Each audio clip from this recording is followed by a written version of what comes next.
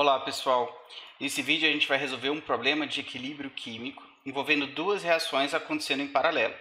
O enunciado diz o seguinte: sejam as reações N2 mais O2 produzindo monóxido de nitrogênio e N2 mais O2 produzindo dióxido de nitrogênio. Considerando que essas reações atinjam um equilíbrio após a combustão em um motor operando a 2000 Kelvin em 200 bar, estime as frações molares de NO e NO2 presentes no produto de combustão quando as frações molares do nitrogênio e do oxigênio nesse produto forem respectivamente iguais a 0,70 e 0,05. Considerando que a mistura gasosa se comporte como uma solução ideal de gases ideais, ou seja, a mistura presente no motor obedece ao modelo de mistura de gases ideais, resolva esse problema considerando a equação de Van 't Hoff válida e depois repita o problema utilizando os dados de CP das espécies, que seriam essas quatro colunas da tabela aqui. Seriam os coeficientes dos polinômios de CP presentes no livro do Smith e Van Ness, tá bom? Sempre que a gente tiver um problema de equilíbrio químico envolvendo mais de uma reação, pessoal, a gente precisa primeiro identificar quantas das reações químicas fornecidas no enunciado são matematicamente independentes. No caso em que a gente tem apenas duas reações, essa é uma verificação imediata, porque, por exemplo, se eu olho para a reação de cima, eu tenho uma substância que não está na reação de baixo, que seria o NO, e vice-versa. Eu tenho aqui o NO2 que não aparece na reação de cima. Isso significa que eu não consigo manipular algebricamente a equação de cima, né? Eu não consigo inverter ela, multiplicar todos os coeficientes estequiométricos por 2, por 3, por qualquer número que seja, para que me faça obter a equação de baixo. Então, de fato, nós estamos trabalhando aí com duas reações químicas independentes. E aí, cada reação química independente vai ter a sua própria constante de equilíbrio, que é calculável utilizando os seus dados termoquímicos, que estariam embutidos aqui dentro do ΔG padrão da reação. Tá bom? Por outro lado, a gente sabe que a definição básica da constante de equilíbrio de uma reação é o produtório dessas razões de fugacidades, cada uma das razões elevadas ao coeficiente estequiométrico.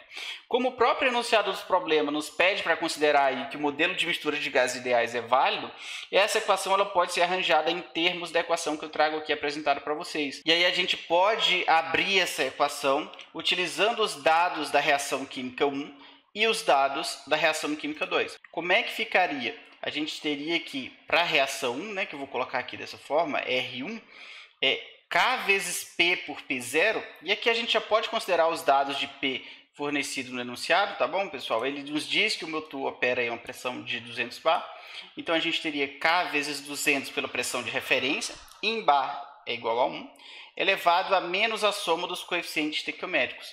Então percebam que esse sinal de menos que aparece aqui, ele vem da própria equação de equilíbrio, tá bom? E aí a gente teria que calcular essa soma dos coeficientes estequiométricos que ele traz aqui. Então ficaria menos meio, lembrando que para reagente os coeficientes são negativos, mais o coeficiente do O2 também é menos meio, mais o coeficiente do NO, no final a gente está com zero, tá bom?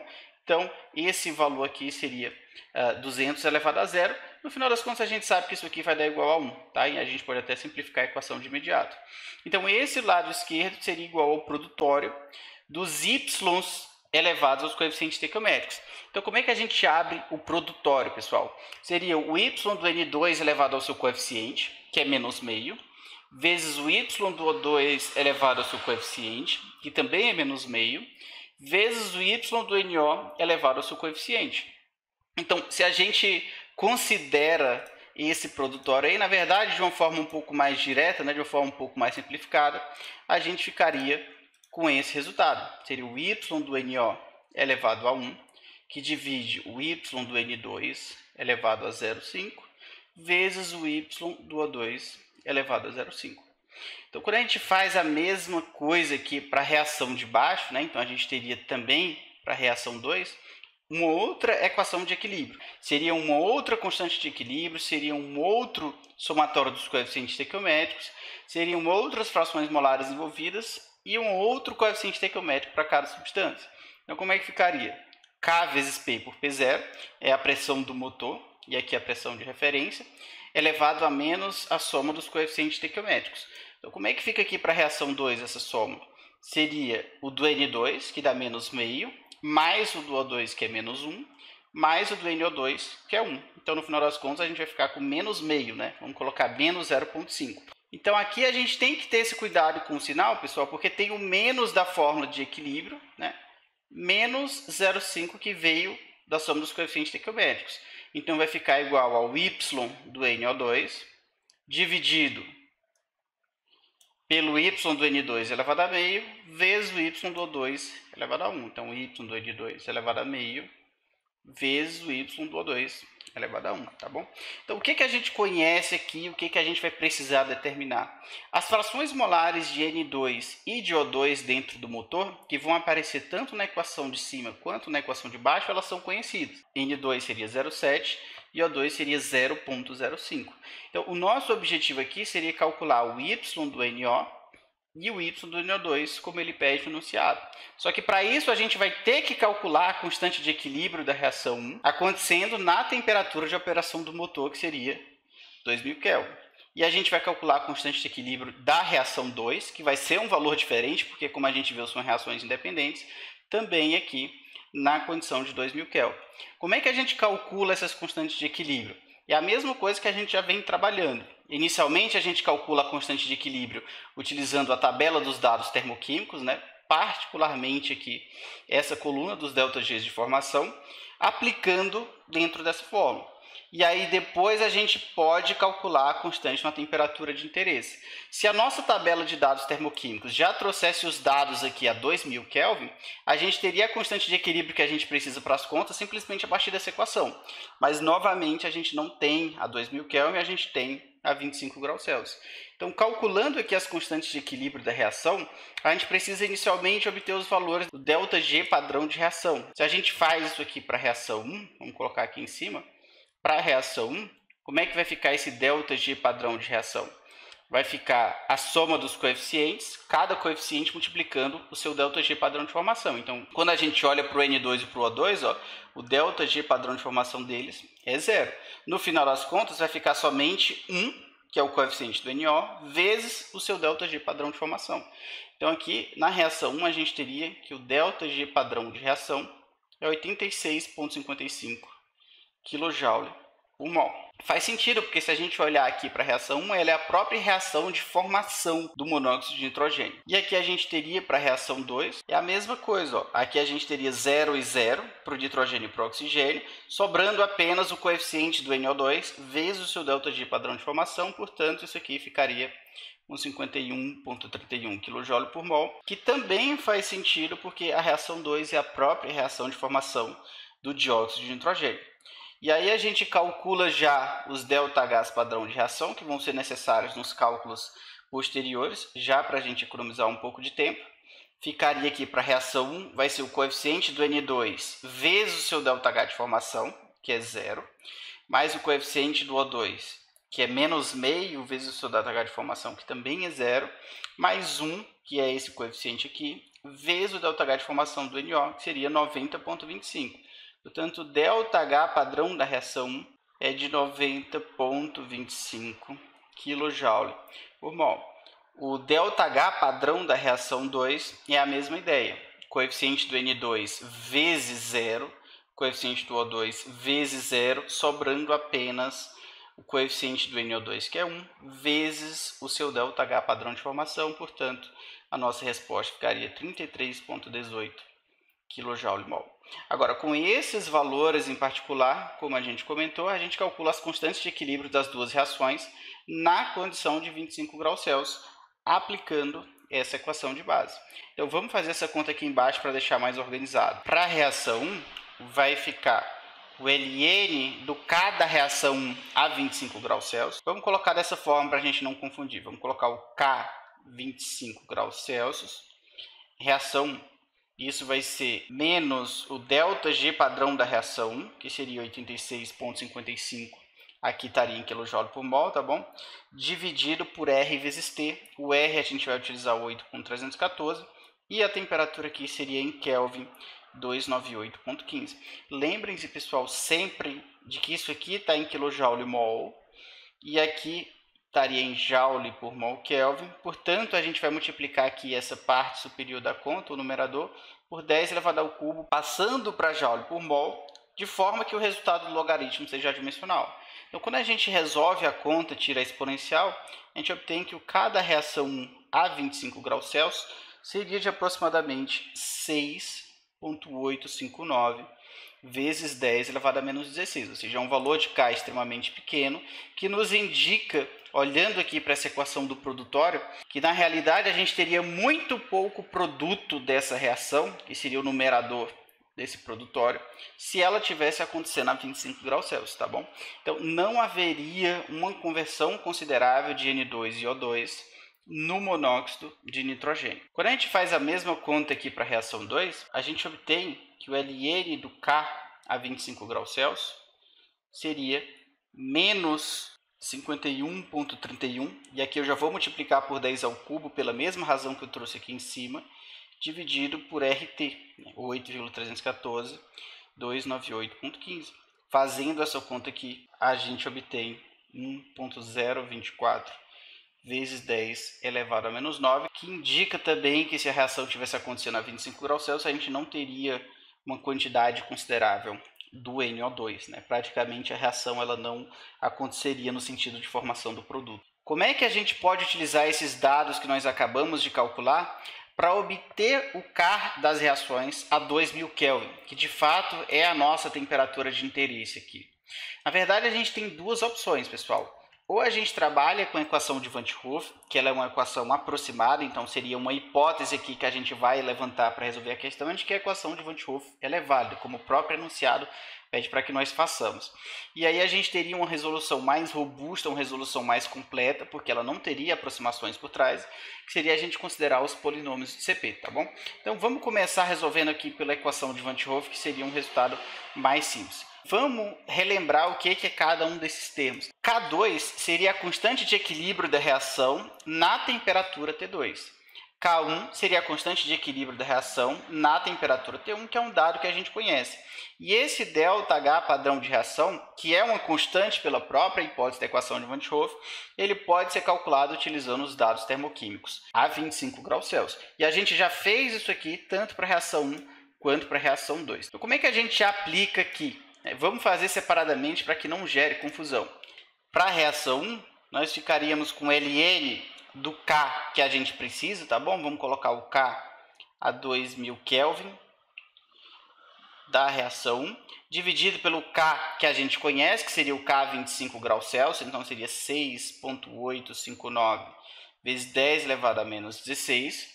Isso aqui sendo igual a menos o ΔH da reação 1 sobre R. Se a gente volta aqui em cima, o valor seria 90,25 kJ por mol. E aí a gente vai multiplicar por 10 elevado ao cubo, passando o numerador dessa conta para joule por mol, tá bom? Dividido pelo R, 8,314, vezes 1 sobre 2000, menos 1 sobre 298,15. Quando a gente faz essa conta aqui, a gente obtém que o K final da reação 1 seria aproximadamente 0,0195. E aí, se a gente faz a mesma conta aqui para a reação 2, o Ln do K da reação 2 a 2000 Kelvin, dividido pelo K que a gente conhece, que seria 1,024 vezes 10 elevado a menos 9, vai ser menos o ΔH padrão da reação 2. Voltando aqui em cima para pegar esse dado, seria 33,18, portanto, 33,18 vezes 10 elevado ao cubo. De novo, pessoal, o que seria esse 10 elevado ao cubo? Isso aqui está em kJ por mol. O R que a gente vai colocar aqui embaixo, ele estaria em joule por mol. Portanto, a gente está multiplicando por 1000 para fazer uma conversão de kJ para joule. Não pode esquecer de fazer essa conta, tá bom? Isso aqui vai multiplicar 1 sobre 2000 menos 1 sobre 298,15. E aí, quando a gente resolve, a gente obtém que o K da reação 2 a 2000 Kelvin dá aproximadamente 9,055 vezes 10 elevado a menos 5. Então, esse resultado aqui e esse resultado aqui, a gente pode inserir na nossa equação que nós desenvolvemos lá no início. Ó. Isso aqui seria 0,0195. O y do N2 que entra aqui na conta é 0,70 e o y do O2 é 0,05. Quando a gente resolve esse cálculo, a gente obtém que o y do NO na condição de equilíbrio seria 3,648 vezes 10 elevado a menos 3, sendo essa aqui a primeira parte do gabarito pela equação de Van 't Hoff. Fazendo a mesma coisa aqui com a reação 2, o K da reação é de 9,055 vezes 10 elevado a menos 5. O Y do N2 é 0,70. O Y do O2 é 0,05. E a gente obtém que o Y do NO2 aqui seria de aproximadamente 5,357 vezes 10 elevado a menos 5. Então, essa aqui seria a resposta do problema, considerando que a equação de Van 't Hoff é válida. E aqui a gente tem algumas coisas importantes para discutir. Ó. Mesmo na temperatura de 2000 Kelvin, né, mesmo considerando aí um aumento considerável de temperatura, e sabendo que as duas reações são reações endotérmicas, né, por que eu digo isso? Porque a gente sabe que quando a gente aumenta a temperatura, a gente aumenta a constante de equilíbrio se a gente estiver falando aqui de reações endotérmicos, né? Mesmo nessa condição de aumento da constante de equilíbrio, a gente ainda não tem uma formação considerável de NO e de NO2, ou seja, são reações que não têm grande importância dentro do motor do combustível. E aí quando a gente volta lá para a conservação, né? Lá quando a gente trabalhou com combustão, nós nunca considerávamos em problemas de combustão a própria oxidação do nitrogênio para formar algum óxido de nitrogênio. E aí eu tinha comentado com vocês que isso acontece porque, na verdade, você não tem uma formação considerável de NO e de NO2 nas condições de operações dos motores. Aqui na disciplina de termodinâmica, a gente consegue, de fato, entender o que eu quis dizer naquele momento. Quando a gente faz um cálculo de equilíbrio, e seria a condição em que eu tenho a máxima produção de NO e de NO2, na realidade, eu vejo que a produção ainda é insignificante, por exemplo, perto da fração do nitrogênio, que é de 70%, perto da fração do oxigênio, que seria de 5% aqui no motor. Uma outra coisa interessante para a gente considerar é que quando a gente soma as frações molares dos 4 substâncias aqui, do nitrogênio, do oxigênio, do NO e do NO2, a gente não obtém exatamente igual a 1. Significa que tem algum erro, que isso aqui é um problema da equação de Van 't Hoff? Na verdade, não. A gente precisa entender que isso aqui é apenas um exercício, a gente está falando de um motor, e aí provavelmente tem outros gases que não foram considerados aqui nas condições do problema. Deve ter dentro desse motor aí CO2, pode ser que tenha CO, pode ser que tenha SO2, e aqueles gases que a gente trabalhou lá na disciplina de conservação, tá bom? Vapor d'água. Como é que a gente resolveria esse problema considerando os polinômios do CP, pessoal? Vamos fazer com calma porque as contas dão um pouquinho mais de trabalho. Os dados que a gente tem para trabalhar seriam as propriedades termoquímicas das substâncias e os coeficientes dos polinômios do CP, tanto para o N2 quanto para o O2 e para os dois produtos, o NO aqui na reação de cima e o NO2 na reação de baixo. Então, nós adicionamos aqui uma coluna dos coeficientes estequiométricos de cada substância aí, tanto pela reação 1 quanto pela reação 2. Então, na reação 1, ó, o N2 ele tem coeficiente estequiométrico de menos meio, portanto, menos 0,5. O O2 também seria menos 0,5. O NO seria mais 1, porque ele é um produto. E como o NO2 não participa, a gente pode colocar que o coeficiente estequiométrico dele é 0. Aqui o N2 na reação 2 seria também menos meio, o oxigênio menos 1, o NO não participa, portanto 0, e aqui o NO2 seria mais 1. Então, independente se a gente vai resolver por Van 't Hoff ou se a gente vai resolver utilizando os polinômios do CP, as propriedades termoquímicas a 25 graus Celsius elas não mudam, concordam comigo? E aí eu mudei apenas um pouquinho a nomenclatura. O que eu estava chamando de T1 antes, eu estou chamando de T0, e a temperatura final eu estou chamando simplesmente de T, para coincidir com a fórmula aqui que vocês vão encontrar no livro do Smith e Van Ness. Então, de acordo com essa abordagem rigorosa, a constante de equilíbrio da equação seria o produto de 3 Ks. O K0, que seria uma constante de equilíbrio na temperatura T0, o K1, que é um termo que computa os efeitos maiores da temperatura no valor de K, e o K2, que é um termo que computa os efeitos menores da temperatura no valor de K. A dificuldade maior estaria no cálculo desse termo K2, porque a equação é bem extensa. A gente teria esses ΔA, ΔB, ΔC e ΔD, que são calculados a partir dessas equações, ou seja, eu preciso conhecer o A de cada substância, o B, o C e o D. E nós temos também esse termo de tal. E o tal aqui para a gente seria T por T0, ou seja, 2000 Kelvin dividido por 298,15 Kelvin. Então, vamos por partes aqui, calculando primeiro esses termos do K0, do K1 e do K2. Então, o K0 aqui para a gente seria a exponencial de menos ΔG da reação a T0, ou seja, é 86,55. E aqui a gente vai passar para joule por mol, tá bom? Então eu vou multiplicar por 1000. Isso aí dividido por R vezes T. O R é 8.314 e o T que vai entrar aqui é o T0, portanto 298.15 Kelvin.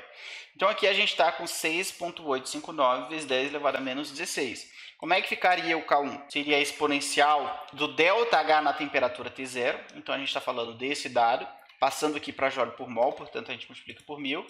Isso aqui dividido por R vezes T, 8.314 vezes o T0, que é o que entra aqui na fórmula. E aqui o resultado a gente vai multiplicar por 1 menos T0 sobre T, dando aqui 2.85 vezes 10 elevado a 13. E aqui eu quero chamar a atenção de vocês para um fato. Se eu multiplicar o K0 pelo K1, a gente obtém 0.0195. Que é exatamente o valor da constante de equilíbrio a 2000 Kelvin, conforme predito pela equação de Van 't Hoff. Ou seja, esse produto aqui é exatamente o K predito pela equação de Van 't Hoff. E aí a gente corrige multiplicando por esse K2, computando aqui os efeitos menores da temperatura na constante de equilíbrio. Agora, para calcular o K2, a gente inicia calculando os ΔAs, ΔB, ΔC e ΔD. Como é que vai ficar aqui? Seria, para a reação, coeficiente estequiométrico vezes o A da substância, mais o coeficiente estequiométrico vezes o A do O2, mais o coeficiente estequiométrico vezes o A do NO. Aqui eu posso colocar isso vezes isso, porque como o termo aqui do NO2, o coeficiente estequiométrico é zero, né? No final das contas daria o mesmo resultado. Então a gente fica com menos 0.0725. Como é que seria o ΔB? É a mesma ideia, ó. É isso vezes isso, mais isso vezes isso, mais isso vezes isso, mais esse vezes esse. Agora a gente precisa perceber, pessoal, que na nossa tabela nós não temos o valor de B diretamente. Nós temos 10 elevado ao cubo que multiplica B. Então o nosso resultado aqui ele vai ter que ser dividido por 1000. Portanto, o nosso ΔB de interesse seria 7,95 vezes 10 elevado a menos 5. O ΔC a gente teria a mesma questão aqui, né? É 10 elevado a sexta vezes C. Mas como todos os Cs são zeros, o nosso resultado vai dar zero. E o ΔD, a gente teria isso vezes o D correspondente, mais o do O2 vezes o seu D, mais o do NO vezes o seu D. E aqui a gente vai colocar para ficar completo, mas não tem NO2. Então, portanto, é zero vezes isso aqui. E aí a gente ficaria com 0,1. Lembrando que aqui a gente tem 10 elevado a menos 5D. Né? Então, a gente vai multiplicar o nosso resultado aqui por 10 elevado a 15. Então, quem que seria o K2? Eu inserir essa equação toda aqui dentro. E aí a gente obtém um resultado de 1.0254. O K da nossa reação a 2000 Kelvin pela metodologia rigorosa seria K0 vezes K1 vezes K2. Seria 2.004 vezes 10 elevado a menos 2, que é diferente do que foi predito pela equação de Van 't Hoff. Né? É relativamente próximo, mas é diferente. Portanto, o nosso Y do NO, calculado da mesma forma que a gente viu anteriormente, né, pela equação de equilíbrio da reação, ficaria o Y do NO é o K da reação a 2000 Kelvin, vamos colocar dessa forma, que multiplica o Y do nitrogênio elevado a meio, vezes o Y do O2 elevado a meio. Sendo que o Y do nitrogênio é 0,70, o Y do O2 é 0,05. Então, se a gente põe essa conta aqui com o valor de K que a gente acabou de obter, a gente obtém que o Y do NO é 3,75 vezes 10 elevado a menos 3, tá bom? De novo, é próximo do valor tipo Van 't Hoff, mas não é exatamente igual. Fazendo a mesma coisa aqui para a reação 2, pessoal, calculando os ΔAs, ΔB, ΔC e ΔD, colocando as mesmas fórmulas que a gente colocou aqui em cima, a gente obtém um K de 6.937 vezes 10 elevado a menos 5.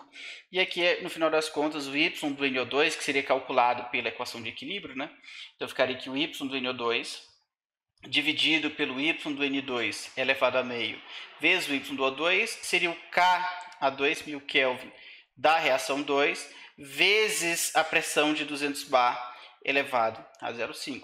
Substituindo todos os valores que nós temos, isso aqui é o que nós acabamos de calcular, e colocando aqui 0,70 e 0,05, a gente obtém 4,104 vezes 10 elevado a menos 5.